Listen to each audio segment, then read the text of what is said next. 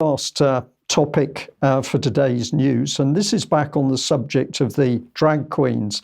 Now, on Monday, I mentioned on the news that UK Column had actually sent an email to Oxford City Council asking them some questions about the use of the drag queens and the drag queen training for young people. To my surprise, their media team did respond, and here's the answer.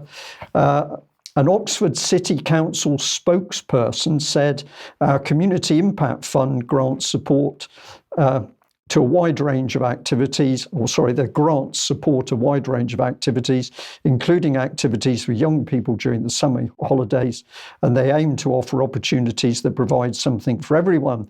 The Drag Week application went through a scrutiny process like all applications and is suitable for a youth audience. Remember, according to their own data, they're talking about children from the age of 13, although it's been reported as 14 in some places. They go on to say it's a professional performance training opportunity for young people with an interest in drama and stage work, and offers an inclusive activity that is open to all young people, not only LGBT youth. Places are limited. Well, that was the response. Let's remind ourselves, this is one of the local papers reporting on the drag camp, council-sponsored drag camp to help children find their drag voice. Now, my question is, for children to find a voice in drag, which is adult sexual entertainment, is this grooming? I certainly believe it is. I would believe many other parents would, but there's no doubting what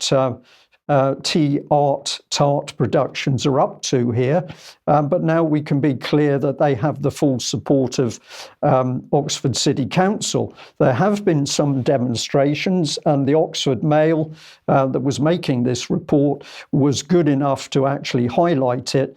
But of course, what we've got here is protests and counter-protests. So if you're a concerned parent and you try and speak out, you're going to be faced with a counter-protest by people supporting the idea of drag queens teaching children. I thought it was important that we looked at who'd been making the decisions. So in Oxford City Council, this particular councillor, Ajaz Rehman, is the member for Inclusive Communities. And if we look at the statements that he has made publicly, we come back to the very statements that were given in the email to the UK Column. So we simply have a line coming out from Oxford City Council. So this is exactly the same as the email. It apparently, the event of the drag queens went through a scrutiny process. We'll come on to that, but it's suitable. It's suitable for a youth audience, and it's all professional. It's a training opportunity, and you better get in there quick because places are limited. Now, I can suspect that a lot of our viewers are asking a key question, and that's, yes, but what can we do about that?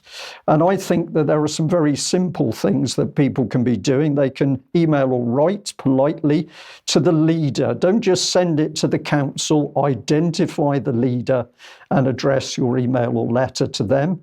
You've got the local MP. Also write to the local party chairman with your concerns. Why should you write to the local party chairman? Because these are the people who look after the MP, and they are the people who are trained to keep an ear for dissent within the constituency. So if you want to start putting a little bit of anxiety into the MP, start targeting the party chairman with those polite emails and letters.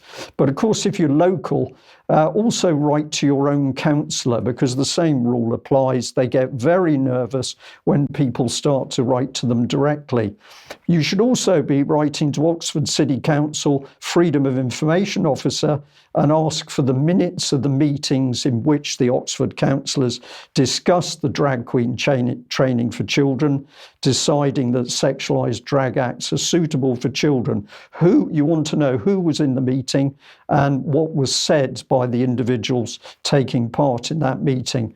And if we follow it through with just a couple more things, email and write to the Oxfordshire Child Safeguarding Board. and Oxford City Council and ask for the child protection risk assessment that was carried out for this TART drag queen training. I suspect there isn't one, but asking the question is extremely powerful. And you might also like to write to Thames Valley Police under Freedom of Information, asking for a copy of the Child Protection Risk Assessment, as the police operate in partnership as part of that child safeguarding board.